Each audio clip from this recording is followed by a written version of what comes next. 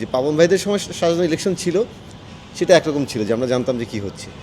এবার যেটা হয়েছে আসলে পাবন ভাইদের সাজানো ইলেকশনকেও মানে ছাড়িয়ে গেছে, মানে এতটা নগ্নভাবে আমি দেখিনি মানে আমার এই ক্যারিয়ারে। আমরা সবসময় বলে আসছি যে হ্যাঁ ঠিক আছে, বিসিবির অনেক টাকা আছে, সেগুলো ক্রিকেট উন্নয়নে খরচ করা উচিত, টাকা এখানে পুষে রেখে লাভ নাই, কিন্তু সেই খরচ করা মানে তুমি ঢাকা ইউনিভার্সিটিকে 2 কোটি টাকা দিয়ে দিবা, মানে জাস্ট খুবই দুঃখজনক। যে আবারও বলছি, খুবই দুঃখজনক বুলবুল ভাইয়ের সময় এরকম হচ্ছে। এবং বুলবুল ভাইয়ের বোর্ডের অনেক পরিচালকই কিন্তু নাম প্রকাশে অনেক বিভিন্ন মিডিয়াতে তুই দেখবি, আমি আজকেও 2-3টে মানে ইয়াতে দেখে এসেছি যে তারা অনেকে প্রকাশ্যে বলছেন, অনেকে নাম প্রকাশ অনেক দিয়ে তাদের অসন্তুষ্টির কথা জানাচ্ছে।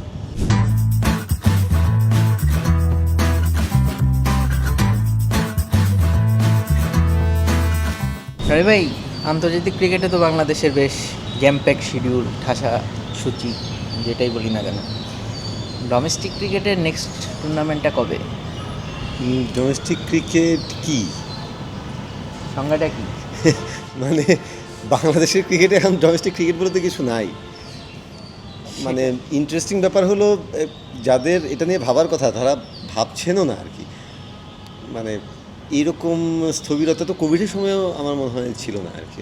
কোভিডের সময় একটা জানতাম যে ঠিক আছে, একটা সেটা তো দুনিয়ায় থমকে গোটা দুনিয়ায় থমকে গেছে। সো ওই সময় তো অ্যাটলিস্ট একটা জানতাম যে না ঠিক আছে, কোনো কারণ আছে বা স্পেসিফিক কোনো ব্যাপার আছে।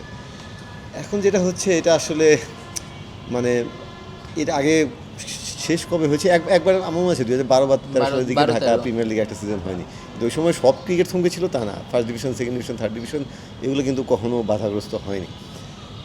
তো ওগুলো দেশের ক্রিকেটের আমরা খুব মোটা দাগে ওই পাইপলাইন বা মানে এইসব কথা বলি, দেশের ক্রিকেটের হেলথের কথা বলি। ভাই বেসিক ব্যাপার হলো যে ওই যে first division, second division, third division যারা খেলে তাদের ভাই এটা জেনুইন রুচি। মানে আমি ডোমেস্টিক প্রিমিয়ার লিগের কথা যদি বারো দিই, প্রিমিয়ার লিগ তো ডেফিনেটলি আছে, তারপরে প্রিমিয়ার লিগের প্লেয়ারদের কিছু একটা অপশন থাকে, কিন্তু first division, second division, third division যারা খেলে তাদের জন্য এটা মানে যে সিম্পলি তার ওই টাকাটার দরকার, খুব দরকার। সো এই অবস্থায় মানে সেই লিগগুলো ফার্স্ট ডিভিশন তো কোনো রকমের হলো, সেকেন্ড ডিভিশন যা হলো সেটা আসলে তো না হওয়ার মতো, থার্ড ডিভিশন মানে যেটা বেশি জরুরি মানে সেগুলোই বেশি থমকে আছে। থার্ড ডিভিশন হবে কিনা আদৌ জানি না সেটা। সো এটা অকল্পনীয়, অভাবনীয়। হবে 5টা ক্লাব আছে কি করার জন্য। ডিপিএল থার্ড ডিভিশন খেলার জন্য 5টা ক্লাব রেডি আছে, বাকিগুলো নেই। এভাবেই হবে আর কি, যদি হয়। থার্ড ডিভিশনে যদি 5টা ক্লাব খেলে তাহলে ডিপিএলে কয়টা খেলবে? ডিপিএল আদৌ হবে কিনা সেটাও তো একটা প্রশ্ন। এই অবস্থায় যে আমরা যেখানে আছি, যেই বোর্ডের আন্ডারে আছি, সেই বোর্ডের আন্ডারে তো ডিপিএল হওয়ার কোনো সম্ভাবনা নেই, কোনো ডিসকাশন নেই। তাহলে আবার কি বিসিএল ওয়ানডে? না, বিসিএল 4 ডে স্কেজুয়াল করা আছে 21 তারিখ থেকে। না, সেটা তো মানে বাংলাদেশের ক্রিকেট, ডোমেস্টিক ক্রিকেট তো বেসিক্যালি দুইটা পার্ট। একটা হচ্ছে বিসিবির মানে বিসিএল বলেন বা এনসিএল বলেন, এগুলা ঢাকা লিগের টিয়ারে ফার্স্ট ডিভিশন, সেকেন্ড ডিভিশন।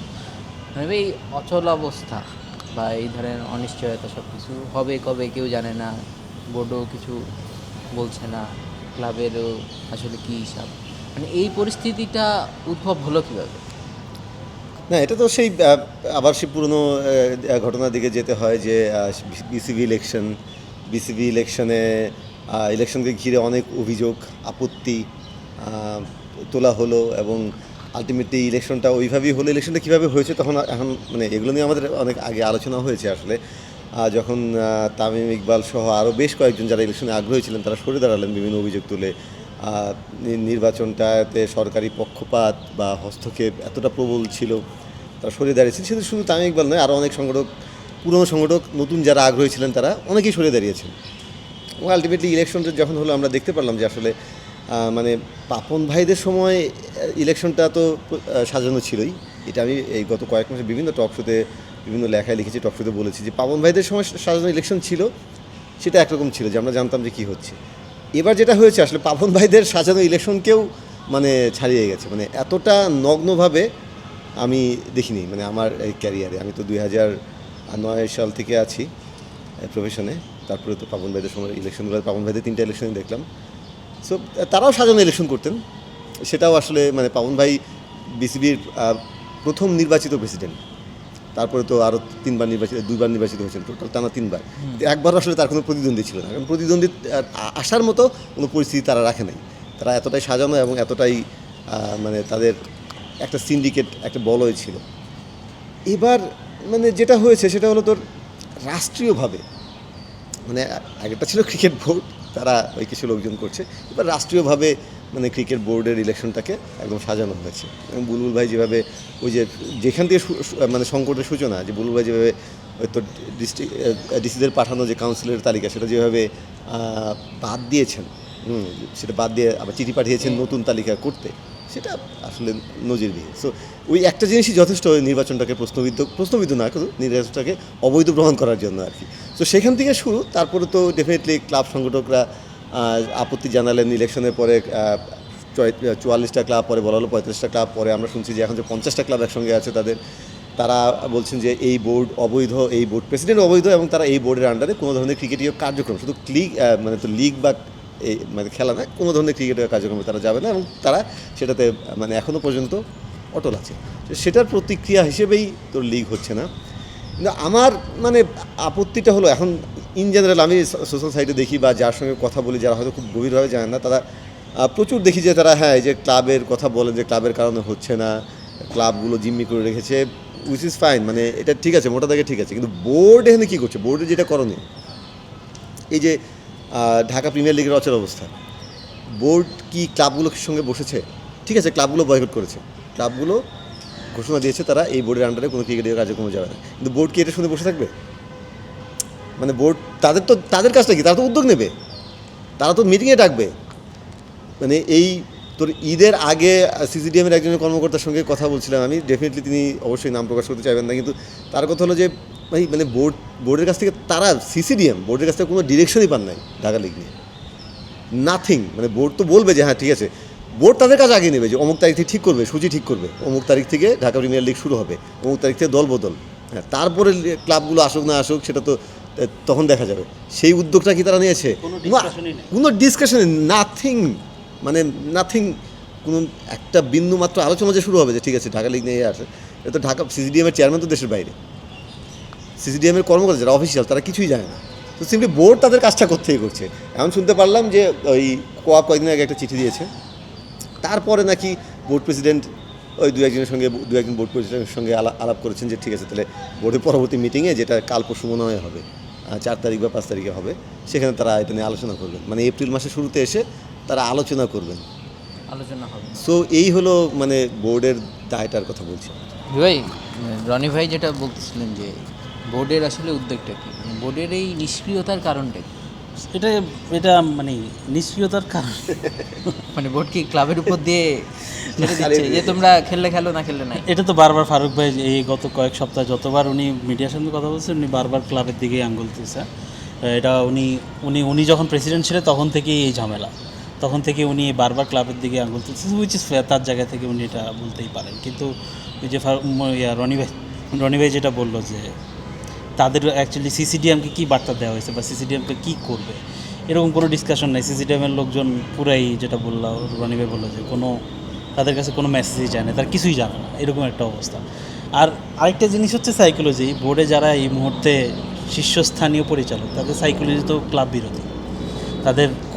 তাদের মূল ইয়াটাই ছিল যে decentralization, they wanted to sell decentralization to us. হ্যাঁ, সেটা যেভাবেই হোক, সেটা ক্লাবের বিরুদ্ধে যেই হোক। আমরা জানি যে ফাহিম স্যারকে একটা কমিটির প্রধান করে করা হয়েছিল, এবং উনি যেই প্রস্তাবটা দিয়েছিল ওটা পুরোটাই ক্লাব বিরোধী এবং কনস্টিটিউশন রিফর্ম। তো ওনাদের ক্লাব ক্রিকেটের প্রতি অত দরদ থাকার কোনো কারণ নেই। আর আমরা হয়তো এই আলোচনা আরেকটু ভিতরে গেলে আলাপ করবো যে গত কয়েক বছর ঢাকা প্রিমিয়ার লিগটা যেভাবে হয়েছে সেটারও একটা কারণ আছে, যে কীভাবে এই ক্লাব ওই ধরনের ঢাকা প্রিমিয়ার লিগ করে অ্যাকচুয়ালি কী লাভ হয়। স্পেশালি গতবার যেটা হয়েছে, এটা তো প্লেয়াররা বলতে গেলে ফ্রি খেলছে আর কি, একটা বড় লার্জ পোর্শন অফ প্লেয়াররা বলতে গেলে টাকা পয়সা ছাড়াই খেলছে। এমন টপ লেভেল প্লেয়ারদেরকে অফার করা হয়েছে যে পার ম্যাচ 5,000 টাকা করে দেবে, এরকম অফার হয়েছে ন্যাশনাল টিমের রাডারে থাকা প্লেয়ারদের। সো এটা এই গত কয়েক বছরের ক্লাব ক্রিকেট, স্পেশালি 3-4 বছরের ক্লাব ক্রিকেটের কম্পিটিশন প্লাস যেই ফাইন্যান্সিয়াল যে ইস্যুস, ওইগুলো আর একটা কারণ। ওইগুলো হয়তো কিন্তু এগুলা তো খেলা না হওয়ার কোনো হইতে পারে না। বোর্ড হিসেবে তোমার দায়িত্ব হচ্ছে খেলাটাকে মাঠে ফেরানো। আমরা দেখলাম যে জাকের আলী সেদিন একটা খুবই ইঙ্গিতপূর্ণ স্ট্যাটাস দিছিল ফেসবুকে, তার ঢাকা প্রিমিয়ার লিগের ছবি শেয়ার করে, যে আমরা একসময় ঢাকা প্রিমিয়ার লিগ খেলতাম। সে দেওয়ার পরে দেখা গেছে যে আরও অনেক প্লেয়ার দেওয়া শুরু করছে, একটু সাহস পাইছে। কালকে দেখলাম যে রাজিন সালেও এরকম একটা স্ট্যাটাস দিল, ইমরুল কায়েসও এরকম স্ট্যাটাস ছিল। কারণ বছরের এই টাইমটা বেসিক্যালি বাংলাদেশ ক্রিকেটে একটা জিনিসই ডমিনেট করে, সেটা হচ্ছে ঢাকা প্রিমিয়ার লিগ। যদি ইন্টারন্যাশনাল ক্রিকেট না থাকে, সেই একটা বড় শূন্যতার জায়গাটা এখনও রয়ে গেছে। আর যারা বোর্ডের যারা চাচ্ছিল যে ডিসেন্ট্রালাইজেশনকে এন্ডোর্স করতে, তারা এই ঢাকা প্রিমিয়ার লিগের অল্টারনেটিভ কোনো কিছু তৈরি না করে কিভাবে এত দ্রুত একেবারেই দুয়ার বন্ধ করে দেওয়ার চিন্তা করতেছিল, সেটাও খুবই হাস্যকর। আপনার তো অল্টারনেটিভ তৈরি করতে হবে, আপনি এক বছরে ডিসেন্ট্রালাইজ করতে পারবেন না। আপনি ঢাকা প্রিমিয়ার লিগের অল্টারনেটিভ তৈরি করতে হলে আপনার অ্যাটলিস্ট লম্বা টাইম আপনাকে বিভাগগুলোকে স্বয়ংক্রিয় করতে হবে এবং ওদেরকে এমপাওয়ার করতে হবে ফাইন্যান্সিয়ালি এবং অন্যান্য সব দিক থেকে। সেগুলো কিছু না করে আপনি ঢাকা প্রিমিয়ার লিগের প্রতি কোনো একদম দায় সারা একটা ভাব, ঢাকা প্রিমিয়ার লিগ না হলে কী হবে এমন একটা ভাব আর কি সবার। এখানে একটা আরেকটা ইস্যু আছে। মনে করে ক্লাবগুলোর দিকে আমরা আঙুল তুলছি, ক্লাবগুলোর কাছে ঢাকার ক্রিকেট বলতে গেলে আসলে দেশের ক্রিকেট জিম্মি সবই ঠিক আছে, কিন্তু সেটা ভাঙার উদ্যোগটা কি? সেটাই তোর ওই যে কমিটির কথা জুবাইর বললো, সেটা তো হলো যে ওই 5ই আগস্টের পরপর যখন বোর্ডে চেঞ্জ আসলো, ফারুক ভাই এলেন, তারপরে কমিটিটা করা হলো। আলটিমেটলি সেটা এই ক্লাব কর্মকর্তাদের দাপটের কাছে সেটা টিকে নেই। তারপরে কি, এখন বুলবুল ভাইরা তো নির্বাচিত বোর্ড প্রেসিডেন্ট। বুলবুল ভাইয়ের প্রথমবার যখন তিনি ফারুক ভাইয়ের জায়গায় গেলেন, ওই সময়ের কথা আমি বাদ দিলাম। এখন তো এই বোর্ড নির্বাচিত বোর্ড, তাই না? তাদের হিসেবে দুর্দান্ত একটা ইলেকশন করে তারা এসেছেন এবং তারা সবই তাদের লোকজন। তুমি সংগঠন কিংবা এই গঠনতন্ত্র চেঞ্জ করার কি উদ্যোগ তুমি নিয়েছো? এই যে ক্লাবের দাপট কমানোর কোনো উদ্যোগ তারপর এই কমিটি আসার পরে একটা কমিটি করে দিত, ঠিক আছে এখন আমরা যেহেতু তাদেরই লোকজন সবাই আছে, তাই না? সো তারা এখন তাহলে সেই ক্লাবের দাপট কমানোর জন্য গঠনতন্ত্রে পরিবর্তন আনুক। ক্রিকেটিং ব্যাপার তো আছেই। প্লাস এই বোর্ডেও তো বোর্ড ক্লাবের প্রতিনিধি আছে, তারা কেন খেলা নামাতে পারে? হ্যাঁ, এখানেও তারা আছে। তাদেরকে কথা বলতে গেলে তারা বলছে আমার পরিচয় তো আগে সংগঠন, আমি তো আগে মানে ক্লাব সংগঠন। তো তারা আপনি ক্লাবগুলোকে রাজি করতে পারছেন না কেন, বা আপনি কিছু একটা করতে পারছেন না কেন যেটা দিয়ে অ্যাটলিস্ট আপনি দৃশ্যমান একটা কিছু দেখাতে পারেন যে হ্যাঁ বোর্ড একটা দৃশ্যমান কিছু করেছে, ক্লাবের কারণে আমি পারছি না, সেটা করুন। আর যেটা আমি বললাম যে সত্যিকার অর্থে তাদের যদি সেটা চেঞ্জ করার ইচ্ছা থাকতো, তাহলে তো বুলবুল ভাইয়ের বোর্ড এসে তো 6 মাস তো হয়ে গেল, অলমোস্ট 6 মাসের বেশি ইনফ্যাক্ট। তো তারা একটা কমিটি কেন করছে না যে গণতন্ত্র সংশোধন করবে, যেখানে ক্লাবের দাপট কমাবে, সেরকম কেন করছে না? কারণ আলটিমেটলি চেয়ারে বসার পরে সবাই ওই মজাটাই নিতে চায় আর কি। সমস্যা হলো এটা। মজাটা নিতে গিয়ে যদি ক্রিকেটই বন্ধ হয়ে যায়। হ্যাঁ, মানে দুঃখজনক এটাই। দেখেন ইতিহাসে আমি জানি যে ক্লাবের দিকে আঙুল তোলা খুব সহজ, ক্লাবের দিকে আমরা আঙুল তুলছিও খুবই সহজ। তারা ডেফিনেটলি তাদের নিজেদের যারা এই যে যাদের দায় আছে, তাদের স্বার্থ আছে এবং এখানে অনেক চিহ্নিত লোকজনও আছে যারা মানে দেশের ক্রিকেটকে নানা সময় বাধাগ্রস্ত করেছে। কারণ এই যে 45টা ক্লাব 50টা ক্লাব এরা একসঙ্গে হয়েছে নিজেদের স্বার্থের কারণে। এখন যখন আবার সাথে থাকবে না, তাদের মধ্যে আমরা সেই বিরোধটা দেখতে পারবো। কিন্তু আমার কথা হলো যে ইতিহাস কি এসব লেখা থাকবে? ইতিহাসে লেখা থাকবে যে বুলবুল, আমিনুল ইসলাম বুলবুল, বাংলাদেশের ফরমার ক্যাপ্টেন, বাংলাদেশের ফার্স্ট ওয়ার্ল্ড কাপ ক্যাপ্টেন, তার সময়ে বিপিএলে খেলা বন্ধ ছিল, বাংলাদেশ বিশ্বকাপে যায় নাই এবং এই ঢাকা লিগ হচ্ছে না, এই অচল অবস্থা।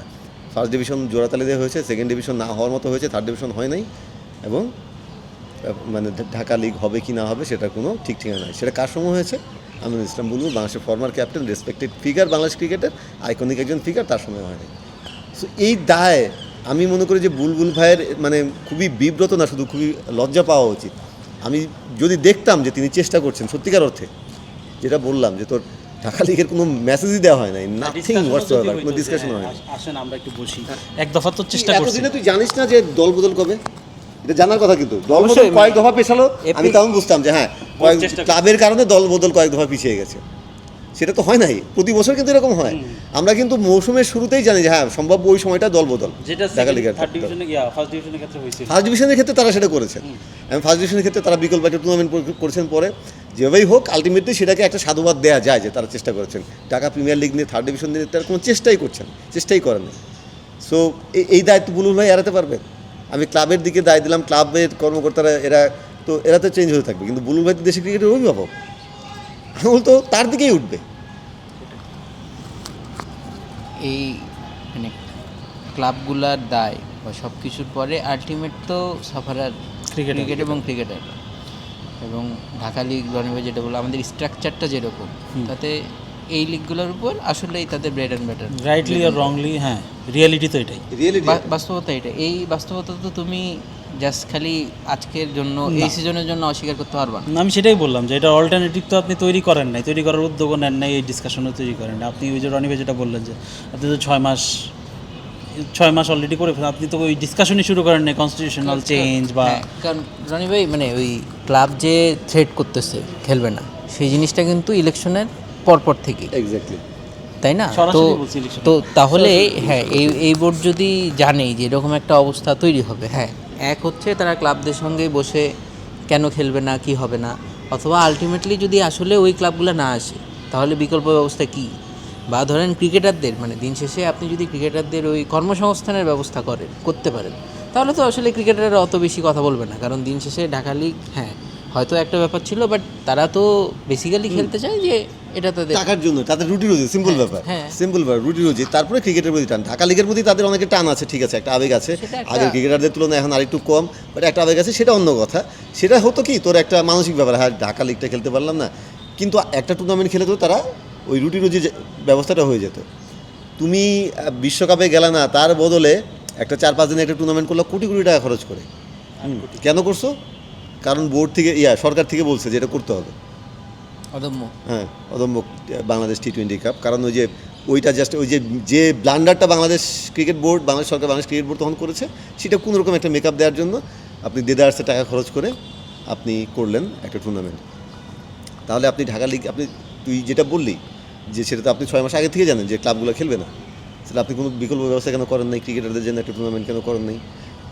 প্রিমিয়ার লিগ নিয়ে তখন করেছে, ফার্স্ট ডিভিশন নিয়ে তখন করেছে, একটা তরতাজা ব্যাপার ছিল, করেছে। এখন আস্তে আস্তে তিনি মানে এই ব্যাপারগুলো, তিনি বলতে আমি গোটা বোর্ডকে বোঝাচ্ছি, তিনি এই ব্যাপারগুলো তারা ইগনোর করে যাচ্ছেন। মানে তাহলে কী হলো? তারা ক্রিকেট এবং ক্রিকেটারদেরকে কি মানে কোন মূল্যটা তারা দিচ্ছেন এখানে, তাই না? সো আমি সেটাই বলছিলাম যে আপনি সরকার থেকে বললো তখন একটা দায়বদ্ধতার খাতিরে আপনি করলেন, সরকারের প্রতি দায়বদ্ধতা থেকে, ক্রিকেটের প্রতি দায়বদ্ধতা থেকে আপনি এটা করেন নাই। আপনি জাতীয় নির্বাচনের 2 দিন আগে ঢাকা বিশ্ববিদ্যালয়কে 2 কোটি টাকা দিয়ে দিয়েছেন, মানে ইনক্রেডিবল। কেন? ঢাকা ভার্সিটি ক্রিকেট উন্নয়নের জন্য তারা নাকি মাঠটা উন্নয়ন করে বাংলাদেশ ক্রিকেটের, মানে টাকা এত সস্তা হয়ে গেছে। আমরা সবসময় বলে আসছি যে ভাই হ্যাঁ ঠিক আছে, বিসিবির অনেক টাকা আছে, সেগুলো ক্রিকেট উন্নয়নে খরচ করা উচিত, টাকা এখানে পুষে রেখে লাভ নাই। কিন্তু সেই খরচ করা মানে তুমি ঢাকা ইউনিভার্সিটিকে 2 কোটি টাকা দিয়ে দিবা, মানে জাস্ট এমনিতেই। কারণ ঢাকা ইউনিভার্সিটি 2 কোটি টাকা দিয়ে উন্নয়ন যেটা করবে, দেশের ক্রিকেট উন্নয়নে কী কাজে লাগবে আমাকে বল? কতটুকু? ঠিক আছে, ধরলাম কিছু লাগলো, সেটা কতটুকু? যেটার জন্য তুই তোর এই 2 কোটি টাকাতে কি মানে এই প্রিমিয়ার লিগের বিকল্প কোনো টুর্নামেন্ট করা যেত না? থার্ড ডিভিশনের জন্য একটা টুর্নামেন্ট করা যেত না? সেকেন্ড ডিভিশনের যে প্লেয়ারগুলো বঞ্চিত আছে, সেকেন্ড ডিভিশনে যে কয়টা ক্লাব খেলেছে, বেশিরভাগ তো খেলে নেই, 12টা ক্লাব খেলে নেই, 13টা ক্লাব, তাদের প্লেয়ারদের জন্য কিছু একটা করা যেত না? ওইটা কি আমার ইমিডিয়েটলি জরুরি বেশি ছিল কি না? সো তাহলে কেন আমি আঙুল তুলব না? হ্যাঁ, এবং ইস্যুটা তো আসলে তাতে পরিষ্কার যে হ্যাঁ ঢাকা ভার্সিটিকে দিয়েছে, হয়তো ঢাকা ভার্সিটির মাঠ তারা ইউজ করে বা এরকম একটা কোনো একটা তাদের মানে ভাই ঢাকা ইউনিভার্সিটির মাঠ আমি যখন ক্যাম্পাসে তখন থেকে ইউজ করে আসছি। হ্যাঁ, মানে তখন থেকেই এবং তো করে বিসিবি আসছে, সেটা মানে নিজে ভাড়া তো নেয়। হ্যাঁ ভাড়া দেয়, হ্যাঁ, মাঠে উইকেট বানিয়ে দেয়, সেটা মেইনটেনেন্সের জন্য খরচ দেয়, আলাদা করে 2 কোটি টাকা কেন দিতে হবে আমি সেটা জানি না। না না, আমি বলছি যে টাকা তো দিয়েছে, আচ্ছা ঠিক আছে, তার মানে এটা পরিষ্কার যে টাকা আসলে ইস্যু না, তাই না? True, মানে টাকা টাকা ইস্যু তো না, তাহলে issue এটা না। মানে মানে ভেরি টাকা ওয়েল নাই, সেড। টাকার কারণে হচ্ছে লিগ করতে না। পারবো না, বা মানে এতগুলা প্লেয়ারের তুমি জাস্ট তুড়ি বাজিয়ে 2 কোটি টাকা দিয়ে দিচ্ছ। হ্যাঁ, তারপরে তো তারপর- মজা হয়েছিল যে চিটাগাং ইউনিভার্সিটি থেকে চিঠি পাঠিয়েছিল যে আমাদেরকেও টাকা দেন, তাহলে 2 কোটি টাকা। হ্যাঁ, ওখানে তো আরও বেশি মাঠ আছে, সিরিয়াসলি চিটাগাং ইউনিভার্সিটি হিউজ। তাহলে বাংলাদেশের সব ইউনিভার্সিটি দাবি করবো যে আমাদেরকে দেন 1 কোটি টাকা, 2 কোটি টাকা, আমরা মাঠের উন্নয়ন করে দিচ্ছি, আপনারা আসেন খেলেন। হ্যাঁ, ময়মনসিংহ তো আরো ঢাকার কাছে। ময়মনসিংহ ইউনিভার্সিটির ভিতরে চমৎকার মাঠ আছে, আমি খেলেছি তো, হ্যাঁ, সেই চমৎকার সব মাঠ আছে আরও কাছে, এবং খুব চমৎকার হ্যাঁ, প্রাকৃতিক পরিবেশ, ঠিক আছে। একদম So, একটা মিহি একটা এই ভাব। হলো মানে খুবই দুঃখজনক যে, আবারও বলছি খুবই দুঃখজনক, বুলবুল ভাইয়ের সময় এরকম হচ্ছে। এবং বুলবুল ভাইয়ের বোর্ডের অনেক পরিচালকই কিন্তু নাম প্রকাশে অনেক বিভিন্ন মিডিয়াতে তুই দেখবি, আমি আজকেও 2-3টা মানে ইয়াতে দেখে এসেছি যে তারা অনেকে প্রকাশ্যে বলছেন, অনেকে নাম প্রকাশ অনেক দিয়ে তাদের অসন্তুষ্টির কথা জানাচ্ছে। তো তাহলে এই যে অসন্তুষ্টি বা সব কিছু, হ্যাঁ, তাহলে আসলে বোর্ড মানে এটা কার উপর ছেড়ে দিচ্ছে? এখন রনি ভাই যেটা বললো যে তাদের তো একটা সুযোগ ছিল যে নিজেদের একটা কেস ক্রিয়েট করা, যে আমরাও ঢাকা প্রিমিয়ার লিগের অল্টারনেটিভ কিছু করতে পারি। তাদের একটা হিউজ অপরচুনিটি ছিল, আমি যদি বোর্ডের পার্সপেক্টিভ থেকে চিন্তা করি, সেটাও তো তারা করেনি।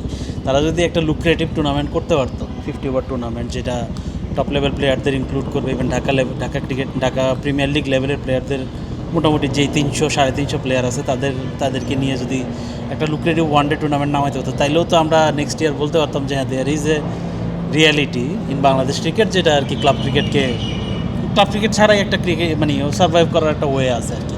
প্লেয়াররাও আরও বেশি হইতো। রনিভাই যেটা বললো যে প্লেয়ারদের দিন শেষে তো সবচেয়ে বড় জিনিস হচ্ছে ফাইন্যান্সিয়াল ইয়াটা। না অবশ্যই হ্যাঁ মানে নাজমুল হোসেন শান্ত হয়তো গাড়িটা কিনে ন্যাশনাল টিমের টাকা দিয়ে, কিন্তু তার বাদবাকি ঘরে সবকিছু তো- সবই কিন্তু ঢাকা প্রিমিয়ার লিগের টাকাটা দিয়েই হয় আর কি।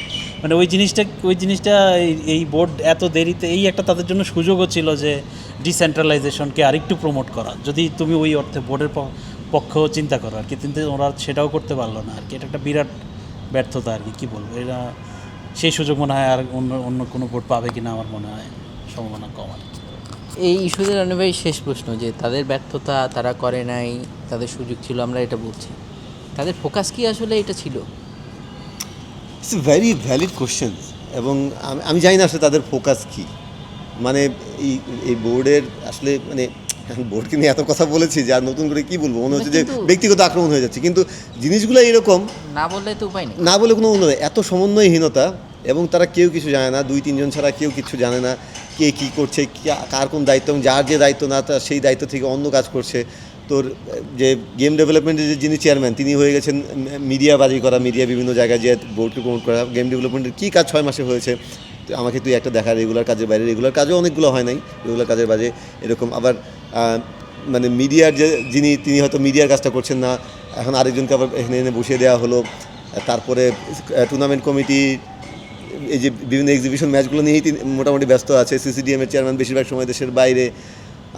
মানে কী একটা অবস্থা। বুলবুল ভাই তো এই যে দীর্ঘ সময় পর দেশের বাইরে থেকে এলেন, তার ফ্যামিলি অস্ট্রেলিয়ায় থাকেন, খুবই স্বাভাবিক তিনি সেখানে যাবেন। তিনি বলছেন যে অনলাইনে সব কাজ টাজ করা যায়, সব ঠিক আছে, কিন্তু আলটিমেটলি এই যে 1.5 মাস তিনি ছিলেন না, দেখ বোর্ডের কয়েকজন পরিচালকের সঙ্গে তার যোগাযোগ হচ্ছে রেগুলার, বা বোর্ডের নর্মাল তিনি দেশে থাকলে যে অ্যাক্টিভিটিসগুলো হওয়া উচিত সেটা কতগুলো হয়েছে? জাস্ট হোয়াটসঅ্যাপ গ্রুপে টুকটাক কিছু মেসেজ পাঠানো ছাড়া আর কিছু হয়েছে কিনা?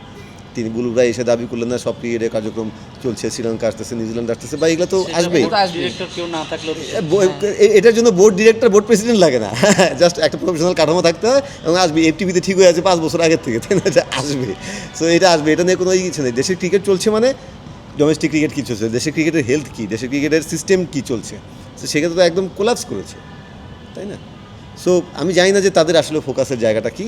গত কিছুদিনে তাদের ফোকাসের জায়গা দেখে আমার মনে হয়েছে যে আলটিমেটলি স্পেশালি ন্যাশনাল ইলেকশনের পর থেকে একটা অস্থিরতা তো তাদের মধ্যে আছে, চাপা উত্তেজনা বা চাপা শঙ্কা, একটা অস্থিরতা আছে যে বোর্ড তারা টিকবে কিনা, বা সেই সার্ভাইভাল ব্যাপারটাই তাদের মধ্যে ঢুকে গেছে, যে কীভাবে সার্ভাইভ করা যায়, বা তোর যেভাবে যখন একটা মিডিয়ায় কিছু একটা আসছে সেটার জবাব যেভাবে তারা তড়িৎ গতিতে দিচ্ছে।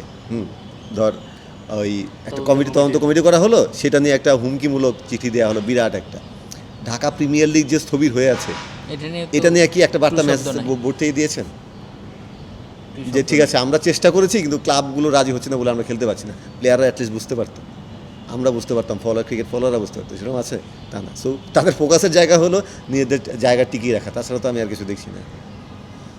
এখন মানে এখানে একটা কি ইস্যু, ব্যাপারটা এরকম যে হ্যাঁ ঢাকা লিগ হচ্ছে না বা কিছু, ক্রিকেটের যারা বাংলাদেশে যারা ফ্যান ফলোয়ার, মানে এই সময়ে এসে বাংলাদেশের ডোমেস্টিক ক্রিকেটে মানে ডিপিএল বা first division, second division, in fact NCL বা বিসিএল, এগুলো তো আসলে খুব বেশি তো সবাই টাইম স্পেন্ড করার সুযোগ পান না।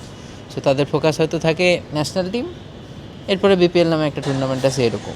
তো বোর্ডও কি আসলে এরকম ভাবছে? বিপিএলেও তো মানে এবার তো স্মরণকালের সবচেয়ে ভয়ঙ্কর বিপিএল হয়েছে মানে ইন সেন্স অফ তোর অর্গানাইজিং এবং হলো মনিটারি ব্যাপারটিকে চিন্তা করিস। বিপিএলে নাকি এবার লোকসান হয়েছে, অফিসিয়াল হয়তো জানা যাবে কিছুদিন পরে। বিপিএলে লোকসান হয়েছে, তাহলে ক্রিকেটিং দিক থেকে তো প্রত্যেকটা বিপিএল ভাবমূর্তি একদমই যাচ্ছে তাই করে। ক্রিকেটের মান তো মানে যত কম বলা যায় ততই ভালো। আর্থিকভাবে যদি লোকসান হয় তাহলে বিপিএল কেন, তাই না? এই বিপিএল কেন? তো এখন আমি জানি না যে তারা আসলে কি বিপিএলের সময় হতে পারে যে তারা ভেবেছিলেন যে হ্যাঁ বোর্ড হয়তো তারা টিকতে পারবেন, থাকতে পারবেন, এরকম একটা ব্যাপার ছিল। তারা বিপিএলটা করেছে এবং চট্টগ্রাম ফ্র্যাঞ্চাইজি তারা নিজেরা নিয়ে আলটিমেটলি চট্টগ্রাম ফ্র্যাঞ্চাইজি চালানোর কারণেই একটা বড় লোকসান বা বড় ক্ষতি বোর্ডকে সম্মুখীন হতে হচ্ছে, আর্থিক ক্ষতি। সো এটা তারা করেছে। কিন্তু তারপরে ওই যে যেটা বললাম জাতীয় ইলেকশনের পর থেকে তাদের সেই এটা ভাবনাটা নাই, তারা মানে অলমোস্ট স্থবির হয়েছে। তাহলে বোঝাই যাচ্ছে এরকম যে আসলে তারা ওই যে নিজেদের পদবি এইসবের জন্যই আসলে ওই সময় হয়তো একটু তৎপর ছিলেন, যেভাবেই হোক কিছু একটা করার চেষ্টা করেছে, তারপর থেকে আর কিছুই করছে না। সো আমি ফোকাস আবারও সেই কথায় আসছে, আমি জানি না যে আসলে তারা কী ভাবে আর কি। যে ভাই নন পেমেন্টের কথা, যেটা বিপিএল সবসময় আসে, কিন্তু একসময় এটা ছিল যে কয়েকদিন মানে প্রতি সিজন শুরুর আগে বা শেষে এই ধরো মিরপুরে ক্রিকেটাররা বসে পড়লো মানববন্ধন, একটা পিছনে ব্যানার, এরকম ছবি তুমি খুঁজলে গুগল করলেই হয়তো কয়েকটা পাবা, অথবা ওই সময় ই পেপার বা কিছু। কয়েকদিন পরে আবার দেখবা। মানে এই ক্লাবদের যে মানে এত কথা বলা হয় যে হ্যাঁ ক্লাবদের দায় নাকি হিসাব, কিন্তু ক্লাবরাও তো আসলে দোহা তুলছি পাতা না না। এক্ষেত্রে, Already শুধুমাত্র national- বিপিএল ফ্র্যাঞ্চাইজি তা না। হ্যাঁ। তো তাহলে তারা মানে দুদিন পর পর যেই এত কথা বড় মুখে বলে, হ্যাঁ দিন শেষে তো প্লেয়ারদের টাকাটা তারা সবসময় তুমি দেখো ন্যাশনাল টিমে খেলার 7-8 জন প্লেয়ার আছে গতবার লিজেন্ডস অফ রূপগঞ্জে খেলছে, তারা কেউই এখনও পেমেন্ট পায়নি। ঢাকা প্রিমিয়ার লিগের আলোচনা যখন শুরু হচ্ছে, আমরা হয়তো এই যে বলতেছিলাম যে হয়তো এই বোর্ড ভেঙে নতুন বোর্ড যদি আসে তাহলে হয়তো ইমিডিয়েটলি প্রিমিয়ার লিগটা দেওয়ার তোড়জোড় শুরু করবে, তখন অন্যান্য ক্লাবগুলো অলরেডি ওই মেন্টাল প্রিপারেশন নেওয়া শুরু করছে এখন আমরা যখন কথা বলতেছি। কিন্তু ওই দেখা গেছে যে কিছু ওই যে লিজেন্ড অফ রূপগঞ্জটা একটা বড় ক্লাব, এখনকার বাস্তবতা অনেক বড় ক্লাব, দেখা গেছে যে এখন পর্যন্ত ন্যাশনাল টিমের অনেক প্লেয়ারই তাদের কাছ থেকে পেমেন্ট পায় নাই, এবং তাদের যোগাযোগ করা হচ্ছে, ফোন ধরে না। তারপরে ওই যে কমন সিনগুলো আর কি, যেগুলো হয় ফোন ধরে না, বাজার তো নিচের দিকের ক্লাব, এটা প্রতিবারেরই ঘটনা। লিজেন্ড অফ রূপগঞ্জ, তারপরে ইভেন মোহামেডানও নন পেমেন্ট কিছু ইস্যু আছে, সেগুলো সব ন্যাশনাল টিমের টপ প্লেয়ার। তো এইগুলো হচ্ছে যে আমাদের এরাই কিন্তু পরবর্তীতে রনি ভাই যেটা বললো যে তারা কেউই ধোয়া তুলছি পাতা না, এটাই কিন্তু পরবর্তীতে ক্রিকেট বোর্ডে আসার চেষ্টা করতেছেন, বা ক্রিকেট বোর্ডের এই এখনকার এক্সিস্টিং বোর্ডের বিরুদ্ধে দাঁড়াইছে, অবৈধ বোর্ড হিসেবে স্লোগান দিচ্ছে। কিন্তু তারা যখন বোর্ডে আসবে, মানে এখন তারা কিসের জন্য এই ইস্যুগুলা পেন্ডিং করে রাখছেন, এবং প্রত্যেকেই ন্যাশনাল টিমের টপ লেভেলের প্লেয়ার, কেউই এখনও 100% ফুলফিল তাদের পেমেন্ট পায় নাই।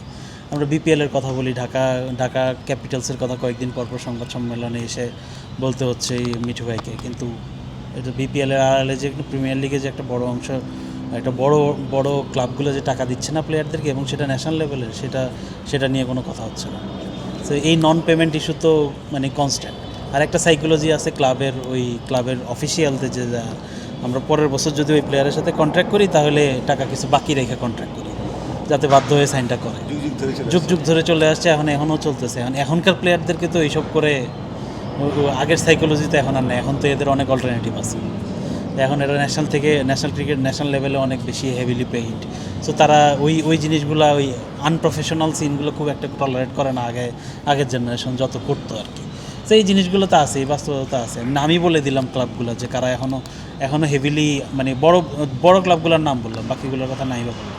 বড় ক্লাবগুলোর ন্যাশনাল টিমের প্লেয়াররাই এখনও 100%। লিজেন্ডস অফ রূপগঞ্জের কথা বলি, তোর যখন পাবন ভাইয়ের বোর্ড ছিল, তো লিজেন্ডস অফ রূপগঞ্জের তো একটা সময় তাদের খুব ক্রাইসিস মোমেন্টে যাচ্ছিল, এবং আলটিমেটলি তারা ভয় পাচ্ছিল, তাদের কর্মকর্তা, তাদের যে লিজেন্ডস অফ রূপগঞ্জের যিনি চেয়ারম্যান বা স্বত্বাধিকারী, তিনি তো দেশের বাইরেও তাকে চলে যেতে হয়েছে, অনেক দিনই দেশের বাইরে ছিল।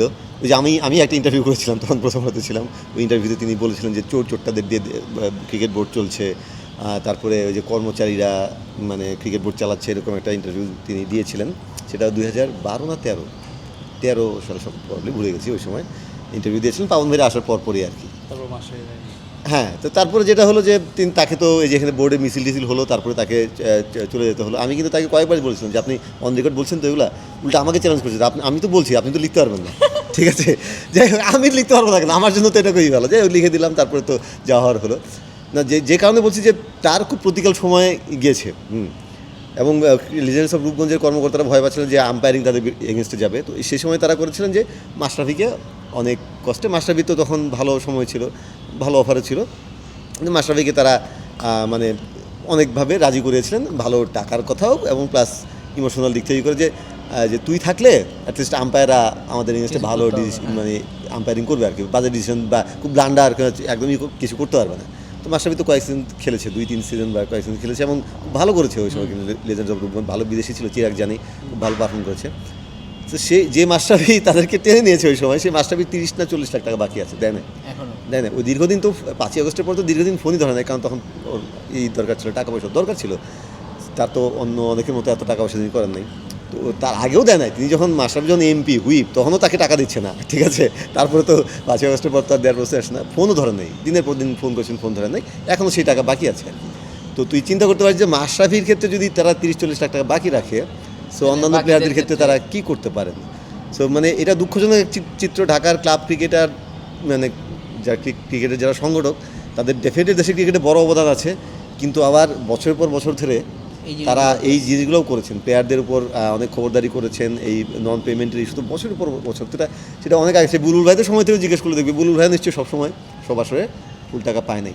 তার মানে এটা গ্রহণযোগ্য হয়ে যাচ্ছে তা না, আমি বলছি যে যুগ যুগ ধরে চলে আসছে, সেটা এখনও চলছে। তাদেরও কিছু And এই জন্যেই আমি সমস্যাটা একদম কোরে যেতে চাই যে তাহলে কি, এটা তো কোনো স্ট্রাকচার হতে পারে না। ঢাকার এখন ওই ইয়ারা ক্লাব ক্রিকেটের সংগঠক যারা, তারা বলবে যে ভাই আমাদের তো চেয়ে চিনতে আনতে হয় অমুকের কাছ থেকে, ওই সময় সরকার পরিবর্তন, ওই সময় আর্থিক সমস্যা, এইসব নানান দেশের বিভিন্ন সমস্যায় ক্লাব ক্রিকেট থমকে যায়, কারণ তাদের তো আসলে আয়ের কোনো উৎস নেই। তারা তো বিভিন্ন ডোনেশন বিভিন্ন ব্যবসায়ীরা দিচ্ছে, যারা ক্লাবের চেয়ারম্যান হচ্ছে বা কমিটিতে থাকছে, তাদের কাছ থেকে আনছে, তাদের ব্যবসায়িক অবস্থার উপরে ক্লাবের টাকা পয়সার উপরে ডিপেন্ড করে। সো এটা তো একটা দেশের মূল লিস্টে টুর্নামেন্টের ইকোনমি হতে পারে না, এটা তো স্ট্রাকচার হতে পারে না। তাহলে তোমার কি করতে হবে, তুমি আস্তে আস্তে এই এটা তুমি ভাঙো, হয় তুমি ক্লাব ক্রিকেটকে একটা চমৎকার প্রফেশনাল সেট আপে আনার ব্যবস্থা করো, অথবা ঢাকার ক্লাব ক্রিকেট যদি থাকে তুমি তাকে সেকেন্ডারি বানিয়ে করো, একটা দেশের মূল আর একটা লিস্টে টুর্নামেন্ট করো, যেটা বিপিএলের পর বাংলাদেশের 1 নম্বর টুর্নামেন্ট হবে।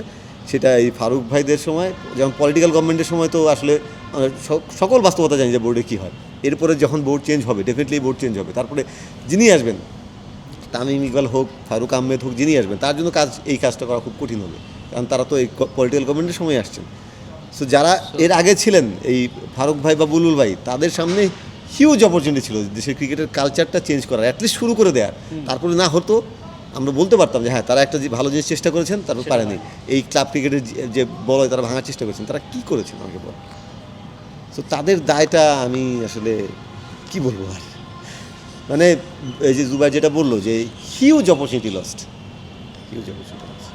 কি অপরচুনিটি লস আসলে মনে হয় মানে সব সেক্টরে সব সময় গোটা দেশেরই একটা হিউজ অপরচুনিটি লস্ট হয়ে গেছে। হ্যাঁ, এই মানে 1.5 এই বছরে। রিফর্ম বা নতুন করে শুরু, এই শব্দগুলো এখন আসলে হ্যাঁ বিষিয়ে উঠছে আর কি এই শব্দগুলো। মানে জিনিসগুলো আর হয় না। হাস্যকর হয়ে গেছে। আর কাকে দিয়ে, মানে এইভাবে চিন্তা করলে মনে হয় যে আর কাকে দিয়ে হবে। হ্যাঁ সেটাই, এখন মনে হচ্ছে যে মনদের ভালো যায় তাই ভালো, মানে এই অবস্থায় এখন দেশের ক্রিকেটে যায়। এখন তুই এই ক্রিকেটারদের কাছে যা, তারা কি এই যে রিফর্ম ক্লাব জিম মিটিং এগুলো ভাষার কোনো ধার ধারবে?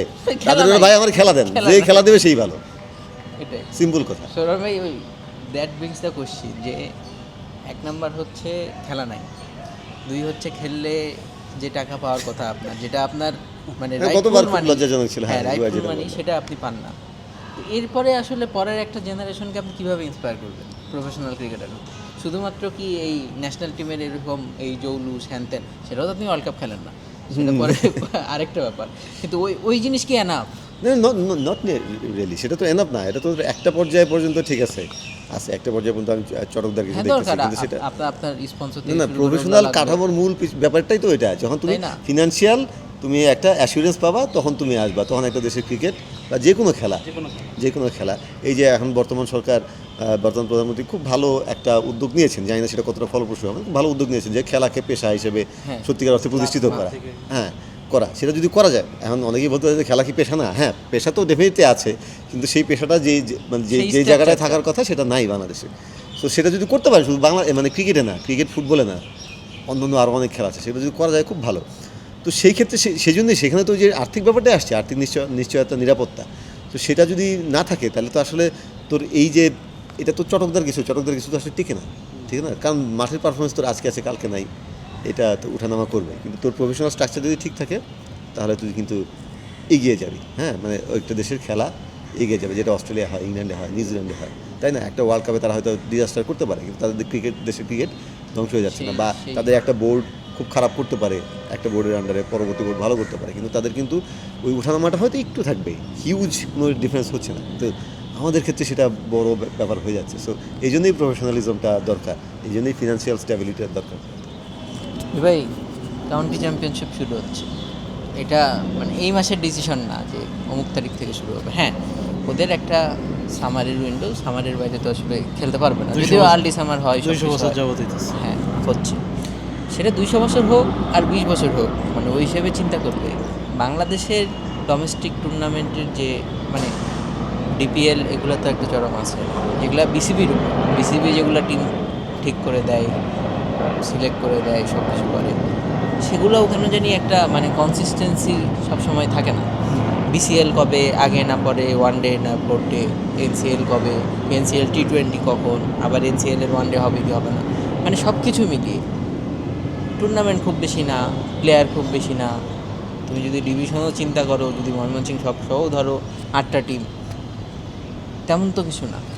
তো এই এখন পর্যন্ত একটা ফিক্সড ক্যালেন্ডার, এই জিনিসটা কেন হয়নি? এই যুদ্ধ 2019 সালের ওই প্লেয়ারদের আন্দোলনের সময় একটা পয়েন্ট ছিল না, 9টা পয়েন্টের মধ্যে হ্যাঁ। একটা পয়েন্ট আমার মনে আছে, যে মানে এটা তো খুবই একটা বেসিক ক্রিকেটারের একটা বেসিক জিজ্ঞাসা, কখন কি আমি হবে? পরের খেলাটা কি, হ্যাঁ, আমি কিসের প্রিপারেশন নেব।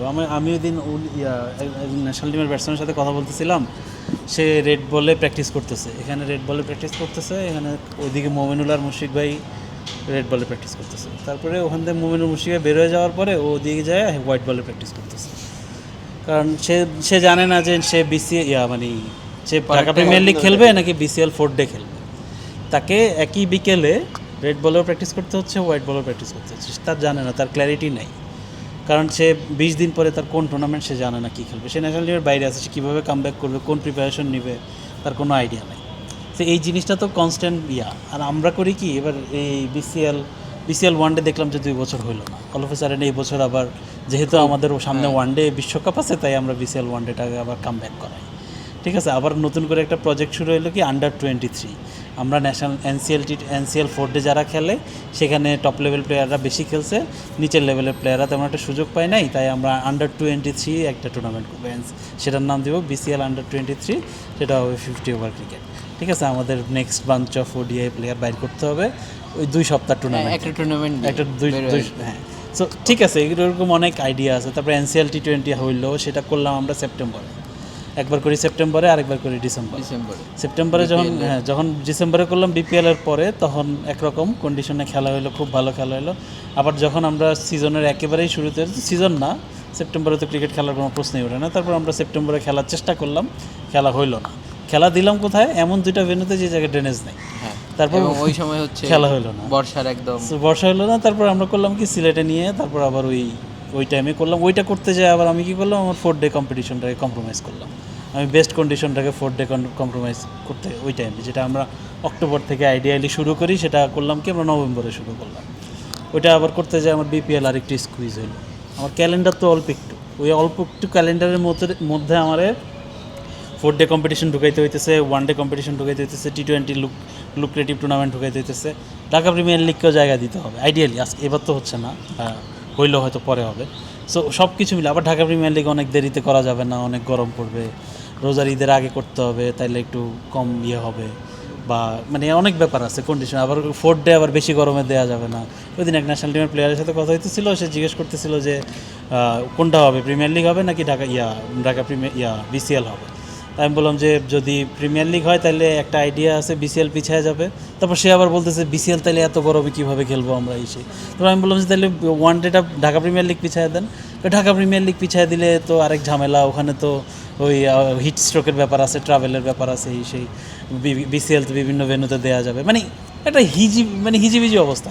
কেউ জানে না কী হবে, প্লেয়ার থেকে শুরু করে অর্গানাইজার, যে ডিসিশন মেকার, তারাও জানে না শেষ মুহূর্তে কী হবে।